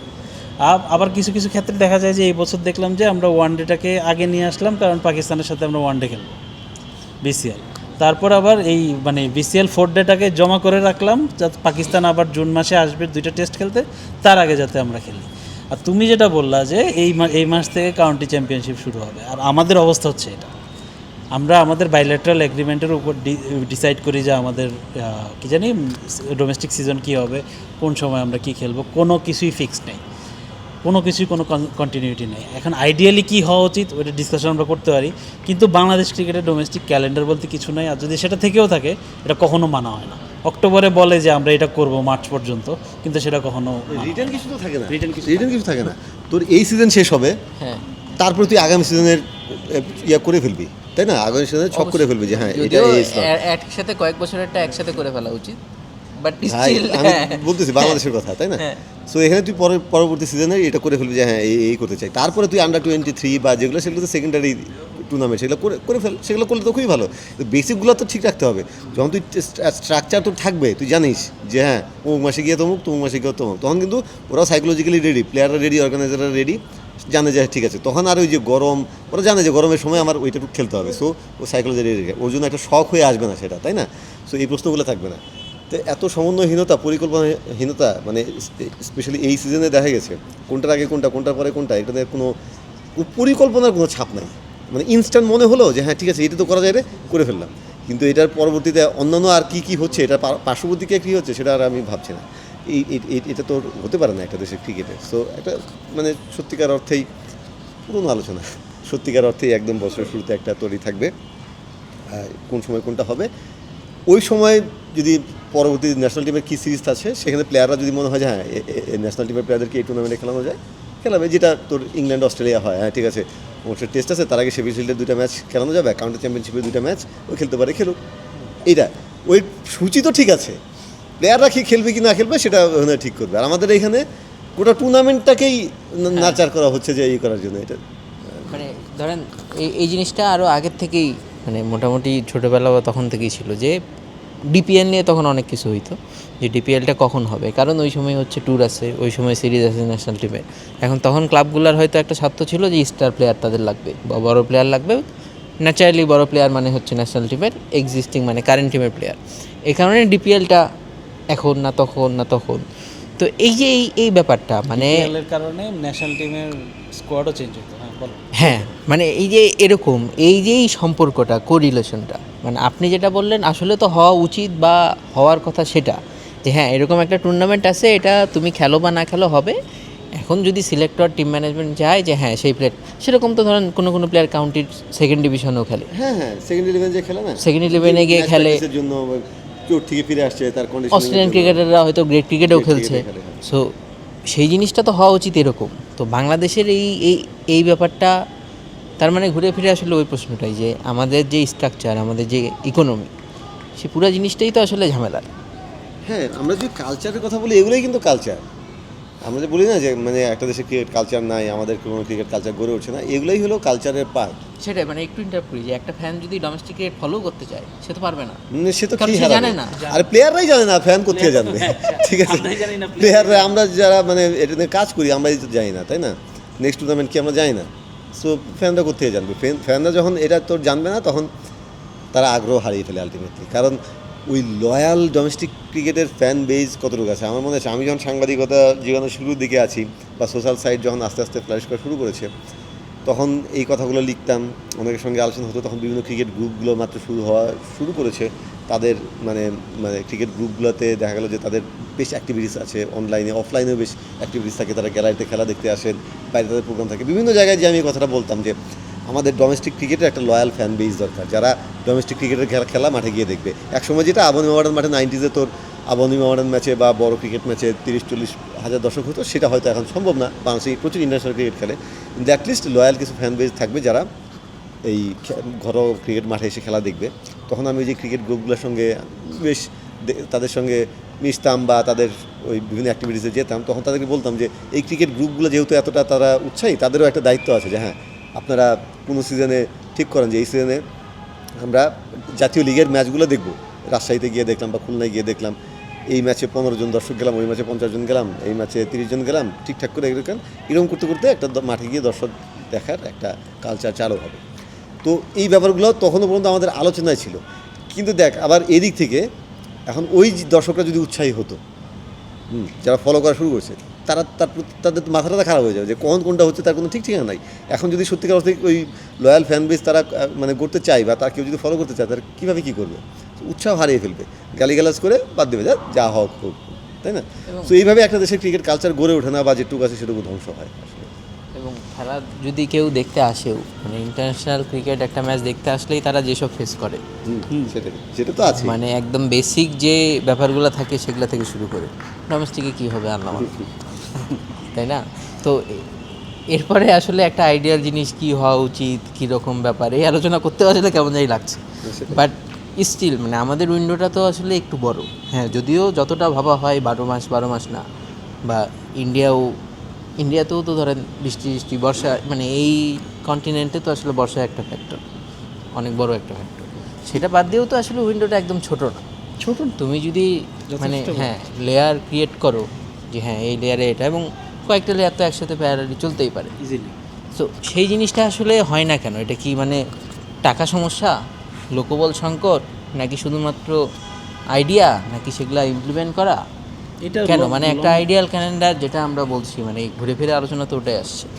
আইডিয়াল বলতে মানে আমাদের লম্বা চিন্তা তো আমরা কখনো করি না, আমাদের কোনো কিছুতেই শর্ট সাইটেড সব। খুবই শর্ট সাইটেড। তুমি চিন্তা করো লাস্ট সিজনেরটাই বলি, লাস্ট সিজনে আমরা ধরো সেপ্টেম্বরে, এন্ড অফ সেপ্টেম্বরে আমরা NCL T20 দিয়ে সিজন শুরু করার চেষ্টা করলাম। সো তাদের প্ল্যান ছিল হচ্ছে যে আমি NCL T20 দিয়ে আমি লেট সেপ্টেম্বরে আমার সিজন শুরু করবো, উইচ ইজ অ্যাম্বিশাস, কারণ সেপ্টেম্বর ইভেন আর্লি আমরা যখন NCL 4 ডে যখন অক্টোবরের ফার্স্ট উইক সেকেন্ড উইকে শুরু হতো তখনও ফার্স্ট 2 রাউন্ড আমরা তো দেখতে ফার্স্ট 2 রাউন্ড বৃষ্টি হইতো, কোনো না কোনো ভেন্যুতে মানে ঝামেলা হইতো আর কি। তো তুমি যখন সেপ্টেম্বরের শেষের দিকে শুরু করবা তখন ইটস মানে ওইটা রিস্কি। তারপরেও তুমি যদি ভেন্যুগুলায় যদি ড্রেনেজ সিস্টেম ভালো থাকে তাহলে হয়তো T20 ম্যাচ হয়ে যাইতে পারে। ওকে, ধরে নিলাম সেপ্টেম্বরের শেষের দিকে তুমি তোমার সিজন শুরু করবা, দেন তোমার মিড অক্টোবরে তুমি NCL 4 ডে শুরু করবা। NCL 4 ডে শুরু করে দেন তুমি BPL-এ যাবা, প্রায় 2 মাসের মতো লাগবে। তুমি BPL-এ যাবা ডিসেম্বর জানুয়ারি হচ্ছে তোমার BPL স্লটসে, 40 থেকে 45 দিন লাগে তোমার। তো এরপরে তুমি BCL 4 ডে করবা, 4 ডে NCL-এ যারা সেরা প্লেয়ার আছে তাদের নিয়ে, তারপরে তুমি ঢাকা প্রিমিয়ার লিগে যাবে মার্চ এপ্রিলের দিকে। এটা হচ্ছে মানে অন পেপার হচ্ছে বোর্ডের মানে কোনো যদি ডিস্ট্রাকশন না হয় তাহলে এটা হচ্ছে তাদের thinking. And the problem is যে একটু আগে যেটা বললাম আন্ডার-23, সো আন্ডার-23 এই জিনিসটাই রিসেন্টলি ডিসকাশন হওয়ার পরে তারা ভাবছিল যে আন্ডার-23 আলাদা টুর্নামেন্ট করার কোনো মানে নাই। তো অ্যাকচুয়ালি কোনো ক্রিকেট সিস্টেমে তো এরকম টুর্নামেন্ট নাই। তো তুমি যেটা ইংল্যান্ডে আছে সেকেন্ড 11 যে সিস্টেমটা আর কি, NCL-এর মূল প্রবলেমটা কি, NCL-এর টপ লেভেল প্লেয়াররা হয়তো খেলে, কজ গত কয়েক বছর তো আমরা দেখতেছি যে 4 ডে প্লেয়ার বা টেস্ট টিমের প্লেয়াররা সবাই কনস্ট্যান্টলি খেলে, এবং মুসলিম ন্যাশনাল টিমের প্লেয়াররা যারাই সুযোগ পায় তারাও খেলে আর কি। এই জিনিসটা এই গত কয়েক বছরের যদি ডোমেস্টিক ক্রিকেটে সবচেয়ে বড় পজিটিভ কিছু থাকে এটা। তো এই কারণে তোমার দেখা যায় যে ওই যে রেগুলার মানে একেবারে আপ অ্যান্ড কামিং প্লেয়ার যারা ডেভেলপিং প্লেয়ার তারা অত বেশি 4 ডে ম্যাচ খেলার সুযোগ পায় না। সো তারা এই ডিসকাশন করছিল যে যাতে NCL-এর সঙ্গে সঙ্গে প্যারালালি সেকেন্ড 11 ম্যাচ হয়, সেটার জন্য তোমার লাগবে ইনফ্রাস্ট্রাকচার, বিভিন্ন গ্রাউন্ড, আরও বেশি গ্রাউন্ড লাগবে। তোমার NCL-এ 4টা গ্রাউন্ড লাগতেছে সাইমনটেনিয়াসলি, তোমার আরও বেশি গ্রাউন্ড লাগবে। তাহলে তুমি যদি স্কোয়াডগুলো এখন যেহেতু NCL-এ যে 20 দলের স্কোয়াড দেয় সেখান থেকে 15 দলের স্কোয়াড করা হয়, সেখানে হয়তো 30 জনের স্কোয়াড দেবে, সেকেন্ড 11 হয়তো বিভিন্ন জায়গায় খেলবে, আর সেটা 1 ডে খেলবে না 4 ডে খেলবে না 3 ডে খেলবে, ওটা একটা ডিসকাশন হতে পারে। সেক্ষেত্রে আমাদের যে যতটুকু সময় আছে আর কি আমাদের ক্যালেন্ডারে, যদি তুমি সেপ্টেম্বর থেকে সেপ্টেম্বরের শেষের দিকে শুরু করো, সেটা যদিও আমার কাছে মনে হয় পার্সোনালি স্টাফ, বিকজ তুমি যদি অক্টোবরের ফার্স্ট উইকে শুরু করো আর BPL যদি তুমি একেবারে ডিসেম্বরের শেষের দিকে নাও আর NCL-এর সঙ্গে যদি সাইমনটেনিয়াসে তুমি যদি সেকেন্ড 11টা ইন্ট্রোডিউস করতে পারো, তাইলে তুমি একেবারে পুরো ডোমেস্টিক সিস্টেমের যত প্লেয়ার আছে তাদের সবাইকে তুমি টাচ করতে পারবা। তুমি তাদের সবারই একটা এনাফ ইনিংস থাকবে তাদের আন্ডার মানে ইয়াতে আর কি, যে তাদের বেল্টের আন্ডারে। কারণ যত দেখা গেছে আরিফুল হক খুবই ট্যালেন্টেড ব্যাটার, গত কয়েক বছরে ডোমেস্টিক্যালি খুব বেশি ইনিংস সে পায়নি। সে যখন খেলছে মোহামেডানে খেলছে, ঢাকা প্রিমিয়ার লিগেও ওখানে মানে মুশফিকুর রহিম বা তামিম ইকবাল এই টাইপের বড় প্লেয়াররা ছিল, মাহিদুল ইসলাম অঙ্কন, সে অত বেশি ইনিংস পায়নি। ঢাকা BPL-ও অত রেগুলার না। NCL-এ এবার যখন NCL-এ কিছু ইনিংস পাইছে, সেখানেও ওখানে যথেষ্ট কম্পিটিশন করতে হয়। সাইফ যদি খেলে তার জায়গা হয় না, কারণ এখানে competition. Mosaddek top level player যারা খেলে তাহলে ঢাকা মেট্রো দলে তার সুযোগ হওয়ার সম্ভাবনা কম আর কি। তো ওই জিনিসটা যদি তুমি এনশিওর করতে পারো, কজ গত কয়েক বছরে যেটা হয়েছে ডোমেস্টিক্যালিও প্লেয়ারদের ন্যাশনাল টিমের প্লেয়ারদের ডোমেস্টিক ইন্টারেস্ট বাড়ার কারণে তোমার এই ডেভেলপিং প্লেয়ারগুলোর ইনিংস খেলা ডোমেস্টিক্যালি ইনিংস কমে গেছে আর কি। তো এই জিনিসটা তুমি অ্যাড্রেস করতে পারো যদি সেকেন্ড 11 একটা তৈরি করো আর কি, NCL-এ সাইমনটেনিয়াস। সেটার জন্য তোমার ওই যে ইনফ্রাস্ট্রাকচারের সাপোর্টটা লাগবে আর কি। এইটা আমার কাছে মনে হয় আইডিয়াল এই মুহূর্তে। হ্যাঁ, ফার্স্ট 11-এ খেলাই হোক, কবে হবে সেটাই তো শিওর। এই জন্য তো বলো আইডিয়াল। ভাই মানে ডোমেস্টিক তো আমাদের আরেকটা লিগ আছে, বাংলাদেশ প্রিমিয়ার লিগ। হ্যাঁ, যদিও এখনই আলোচনা করা মানে বিপিএল হবে কি হবে না, বিপিএলে তো ধরেন মানে চ্যালেঞ্জ দিন দিন বাড়তেছে। হ্যাঁ, নিউজিল্যান্ডও এখন বলতেছে যে তারাও একটা NZ20 বা এরকম কিছু একটা করবে, উইন্ডো তো সিমিলার। সেক্ষেত্রে আসলে বিপিএলের ভবিষ্যৎটা কী, মানে সব কিছু মিলায় শুধুমাত্র উইন্ডোই থেকে যাচ্ছে। হ্যাঁ না, খেলা তো তোর বিপিএল এখন মানে এখনকার বাস্তবতায় তো আর সেটা বাদ দেওয়ারও কোনো সুযোগ নেই। কতটা প্রফেশনাল যা মানে অনেক তো অপরচুনিটি ছিল, বিপিএল সেটা মানে হারিয়েছে। তো সেগুলো নিয়ে অনেক Another ডিসকাশন আমাদের opportunity loss. হ্যাঁ সেগুলো নিয়ে অনেক ডিসকাশন আমাদের হয়েছে আসলে।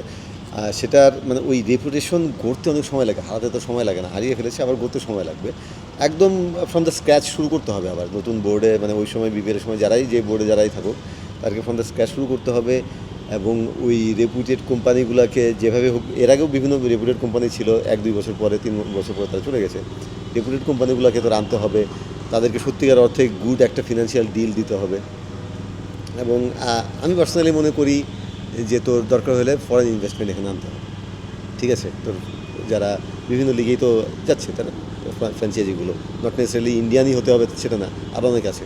সো তুই সেটা ইন্ডিয়ান হোক যাই হোক, তোর ফরেন ইনভেস্টমেন্টের দিকে যেতে হবে তুই যদি সত্যিকার অর্থেই সেরকম বড় আকারে এটাকে রূপ দিতে চাস। এখন পাবন ভাইদের বোর্ড যে কারণে ফরেন ইনভেস্টমেন্ট আনে না, সেটা খুব হাস্যকর মনে হয়েছে আমার কাছে, যে ফরেন ইনভেস্টমেন্ট আনলেই নাকি তোর এখানে মানে টিয়া জুয়া টুয়া হাবি যাবে, বেটিং টেটিং এসব আসতে থাকবে, প্লাস পাওয়ার টাওয়ার তাদের এসব এমনিতে হয় না। ক্ষমতার। হ্যাঁ, এখন এটা এখানে ক্ষমতার ব্যাপার তো না, এটা প্রফেশনাল বোর্ড, তুমি প্রফেশনাল চিন্তা করবা যে এই বিপিএল কীভাবে আর্থিকভাবে এবং ক্রিকেটিং দিক থেকে লাভজনক হবে, সেটা দিয়ে ক্রিকেট বোর্ডও ফুলে ফেপে উঠবে। তুমি যদি চাও যে হ্যাঁ আমার কক্ষিগত থাকবে, আমার মুঠোয় আমি লিগটা ধরে রাখবো, এই জন্য দায় সারাভাবে করে ফেললাম, তাহলে তো ভাই তাহলে এই লিগ চালানো সেটাও সেটাও তো করে ক্রিকেট অস্ট্রেলিয়াতে, তাও বিগ ব্যাশ তো সেটাই, কিন্তু সেটাও তো হয় না। আমরা তো বিগ ব্যাশে করতে পারবো। সেটা করতে পারে না। আলটিমেটলি বিগ ব্যাশও এখন তোর হ্যাঁ, প্রাইভেট ইনভেস্টমেন্টের দিকে যাচ্ছে, কারণ তারা দেখছে যে যাবে এত বড় অপরচুনিটি, এত হিউজ আর্থিক তোর আয়ের হাতছানি আছে, গোটা দুনিয়া বদলে যাচ্ছে। সো এই দিক থেকে বিসিবিকে যেতে হবে। আর ফরেন ইনভেস্টমেন্ট না আনা পর্যন্ত এই লোকাল যে রেপুটেড কোম্পানিগুলো আছে তাদেরকে ডেফিনেটলি মানে সেই সত্যিকার অর্থেই গুড একটা আর্থিক ডিল দিতে হবে, যেখান থেকে তারা লাভবান হবে, প্লেয়াররা লাভবান হবে, বোর্ডও সেখান থেকে আলটিমেটলি লাভবান হবে। সত্যিকার অর্থেই একটা প্রফেশনাল সেট আপ দরকার হলে এটাকে ক্রিকেট বোর্ড থেকে তুমি আলাদা করে দাও, জাস্ট তোমাদের একটা নজরদারি থাকবে, তাছাড়া আলাদা করে দাও। যেমন ধর বাংলাদেশ ক্রিকেটে যদি ইংল্যান্ডের মতো একজন ম্যানেজিং ডিরেক্টর থাকে, ছেলেদের দলের ম্যানেজিং ডিরেক্টর, কেমন হয়? যদি সত্যিকার অর্থে একটা রবকি আমাদের থাকে, বলছি না যে রবকিই হতে হবে, এরকম থাকে, তাহলে কিন্তু তুই একটা জবাবদিহিতার একটা জায়গা থাকে। হ্যাঁ, তুই তাকে যাকে দিবি তাকে তুই 100টা স্ক্রুটিনি করে তার যোগ্যতা যাচাই করে তারপরে দিবি, তারপরে তার কাজের জবাবদিহিতা থাকবে। সো সেরকমই বিপিএলটাও আমি একটা যে গভর্নিং কাউন্সিল, সত্যিকার অর্থে বিপিএল গভর্নিং কাউন্সিল, কয়েকটা বোর্ড ডিরেক্টর মিলা না, সত্যিকার অর্থে প্রফেশনাল ক্যাপাসিটি লোকদের একটা সম্ভার থাকবে সেখানে, দিয়ে তুমি সত্যিকার অর্থে একটা প্রাইভেট লিগের মতো এটা করে করো। বোর্ড এটা খবরদারি করবে না, নজরদারি করবে, এবং সেটা জাস্ট দেখভাল করবে। তারপরে তোমার জবাব দিতে তার কাছে থাকবে, তারা প্রফেশনালি সেটাকে রান করবে, সত্যিকার অর্থে সেটার একটা সিইও থাকবে। হ্যাঁ, তারা সেটা রান করবে। সেইভাবে যদি করা যায় আস্তে আস্তে অবস্থা চেঞ্জ হবে, রাতারাতি হবে না, আস্তে আস্তে অবস্থা চেঞ্জ হবে। কিন্তু তুমি যদি সেটা না করো, দিন দিন তুমি এই পস্তাতেই থাকবে, কিছু করার নেই। গ্রেম স্মিথ সাউথ আফ্রিকা যখন টেক ওভার করলো T20, পুরো জিনিসটাই চেঞ্জ করে দিয়েছে। সাউথ আফ্রিকা কিন্তু ফেইল্ড প্রজেক্ট ছিল হ্যাঁ, 2-3টা, ওই 2-3টা মেজান্সি সুপার লিগ থেকে শুরু করে 2-3টা ফেইল্ড প্রজেক্ট ছিল, কিন্তু তারা এমনভাবে স্টার্ট করতে চাইছে যাতে ওইরকম ফেইল্ড প্রজেক্ট না হয়। একবার পিছিয়ে গেছে, কিন্তু একবার পিছিয়ে গেছে, কিন্তু আমাদের এখানে করতেই হবে। ইলেক্টেড বডি আসছে অক্টোবরে, ডিসেম্বরে 1 মাসের মধ্যে টুর্নামেন্ট করতেই হবে। আমার কথা হচ্ছে যে কি আছে আমাদের বিশ্বকাপ, বিশ্বকাপ তো খেলি নেই শেষ। হ্যাঁ না, এটাই বলছি, মানে করতেই হবে সেই মনোভাবটা আবার বিশ্বকাপের ক্ষেত্রে কিন্তু বিশ্বকাপের ক্ষেত্রে দেখা নাই। আর তুমি চিন্তা করো, শ্রীলঙ্কা কিন্তু ওই বছর LPL বন্ধ রাখছে, বিশ্বকাপের জন্য বন্ধ রাখছে। মানে টুর্নামেন্টটা করতেই হবে, এটা হচ্ছে এই সাইকোলজি থেকে বাইরে আসতে হবে। ঠিক মতো করতে হবে, এটা যে সম্ভব সেটা কিন্তু গ্রেম স্মিথ এবং দক্ষিণ আফ্রিকা দিয়েছে। এবং শুধু সেটা তোর S20 দিয়ে তাদের ক্রিকেটের চেহারা চেঞ্জ হয়ে গেছে, তাদের ক্রিকেটিং দিক থেকে তাদের তুই দেখ এখন তাদের পাইপলাইনটা কি স্ট্রং হয়েছে, তারা কী পরিমাণ প্লেয়ার এখন পাচ্ছে, তাদের আর্থিক দিক থেকে তাদের মানে ডুবন্ত অবস্থা ছিল দক্ষিণ আফ্রিকার ক্রিকেট বোর্ড, ক্রিকেট দক্ষিণ আফ্রিকা, এখন তারা সেটা রিভাইভ করেছে। প্লাস ওভারঅল দক্ষিণ আফ্রিকায় ক্রিকেটের জনপ্রিয়তার একটু নিম্নমুখী ছিল, সেটা কিন্তু একদম গত কয়েক বছরে ফুলে ফেপে উঠেছে আবার। সো মানে সত্যিকার অর্থেই তুই কীভাবে চেঞ্জ করে দেওয়া যায়। আমি IPL-এর উদাহরণ নাই দিলাম, আইপিএল সেটা এখন তো কিন্তু ও দুইটা যদি উদাহরণ চায়- তুই যদি ফরেন ইনভেস্টমেন্ট নিয়ে সত্যিকার হতে করতে চাস, এসও-20 তোর উদাহরণ আছে। তুই যদি নিজের মতো করে করতে চাস, বিগ ব্যাশ তোর উদাহরণ আছে। তুই কোনো দিকেও যাচ্ছিস না, তুই বাংলাদেশের যে চিরায়ত ধ্বংসাত্মক পথ তুই সেটা বেছে নিচ্ছিস। সস্তা যেটা সবচেয়ে। সস্তা। যেটা যেটা নিয়ে কোনো মাথা খাপাইতে হবে না, কিচ্ছু করতে হবে না, সেজন্য আল্লাহ রাস্তা ছেড়ে দিলাম, চলতে হ্যাঁ থাকি। মানে ঈদের আগের দিন বলতেছি চলতে গাড়ি টুর্নামেন্ট চাঁদ রাতে টিম চলে যাবে, টিম ম্যানেজমেন্ট। না মানে এই যে এবার যখন চিটাগংয়ের টেক ওভার করলো বিসিবি, চিটাগংয়ের টিমটা কিন্তু মানে দেখা গেছে যে মাঠের পারফরমেন্স থেকে বাইরে পুরো মাঠ সব কিছুই কিন্তু একটা ভালো একটা ভাইব ছিল আর কি।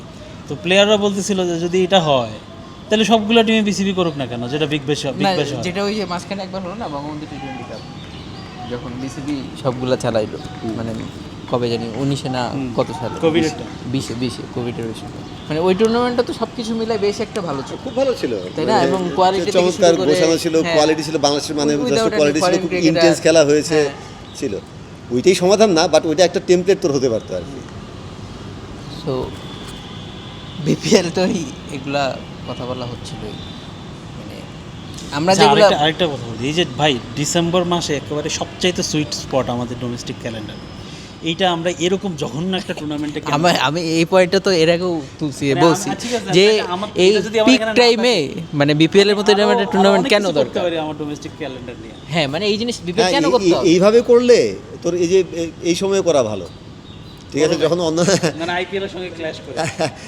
আইপিএলের সঙ্গে আইপিএলের দেখ, আমাদের পিএসএল হচ্ছে না, পিএসএল কিন্তু ভালো ভালো তোর ক্রিকেটার এখন গেছে, যদি আমরা করতে পারি, কিংবা তো আরেকটু আগে কর তুই, না, সমস্যা কি? বিপিএল তো আরেকটা সুবিধা আছে, সেটা হচ্ছে তুমি নাইট পেস দিবা। মানে ডিপিএল এ যে লাক্সারিটা নাই, গরমের কথা কেন এত বলা হয়, কারণ তুমি একদম সকালে শুরু করে দুপুর পার হয়ে একদম ওই টাইমে খেলো। তুমি পিক সামারে তো ধরো এবং টি-20 যদি হয় তাহলে তো নাইট ম্যাচ তুমি করতেই পারো। আর্লি সিজনে দে, সমস্যা কি? হ্যাঁ। আর্লি সিজনে হলে তুই আরো প্লেয়ার পাবি, বৃষ্টি মানে কিছু না কিছু তো করতে হবে। বৃষ্টি বিপিএল এর মতো আর ওই টুর্নামেন্ট টাইমে বাংলাদেশে খেলা থাকবে। না তোর সেপ্টেম্বর ডিসেম্বর বাংলাদেশে অ্যাওয়ে ট্যুর থাকে, খেলা থাকে। ইয়ে থাকে বাংলাদেশের, মানে এফটিপি তো করা হচ্ছে যে সেটা তো ডিসেম্বর এখন খালি রেখে। এখন মানে এই সাইকেলে তো আসলে সুযোগ নাই, সেটা পরের সাইকেল। কারণ পরের সাইকেলে এরকম পরের সাইকেলে চিন্তা করবে বিপিএল এর কিনা, জন্য এরকম ফাঁকা যদি রাখতে যায় তাহলে বিপিএল কে ওই জায়গায় নিতে হবে। হ্যাঁ সেটাই, মানে সেই জিনিসটা তো রাখছি। আপনি এখন আমার কাছে মনে হয় অন্যান্য লিগের তুলনায় আপনি যদি শিফট করতে চান, মানে এখন না হলো এই সাইকেল শেষে, তাহলে আপনি অক্টোবর করতে পারেন। অক্টোবর করলে আপনি এনসিএল এর উইন্ডোটা অথবা এনসিএল টি-20টা আগে দিয়ে দেন বিপিএল দিয়ে দেন আপনি এনসিএল টি-4 ডেতে গেলেন, তাইলে আপনি এনসিএল 4 ডেটা একদম বাংলাদেশের সবচাইতে বেস্ট কন্ডিশনে বেস্ট ইয়াতে হবে আর কি। দেন এগেন নান্নুবের একটা যুক্তি ছিল যে আমরা টেস্ট তো খেলি গরমে, তো তখন বিসিএলটা আবার ইম্পর্টেন্ট হয়ে যায়। সো অনেক ঝামেলা। টেস্ট খেলি গরমে, আলটিমেটলি টেস্ট প্লেয়ারদের কয়জন তোর এই ডোমেস্টিক ম্যাচগুলো খেলবে যদি বাংলাদেশের Maximum ব্যবস্থা খেলে। থাকে? Ideally তো আপনি চাইবেন যে খেলে। আইডিয়ালি তো ডেফিনেটলি চাইবো খেলে। এখন এই গরমের খেলা আমরা তো আবার ইংল্যান্ডে নিউজিল্যান্ডে গিয়েও টেস্ট খেলি না, আবার সাউথ আফ্রিকাতে গিয়েও খেলবো, তখন তো আর গরমে আমার একটা বিসিএল 4 ডে তো পড়তেছে, সেদিক থেকে ওটা সার্ভ করে পারপাস সার্ভ। মানে ওইটাই তো শুধু তুমি যদি একমাত্র কথা হতে পারে। অক্টোবরে তো আর কোনো টি-20 টুর্নামেন্ট নাই না, আছে কোনো?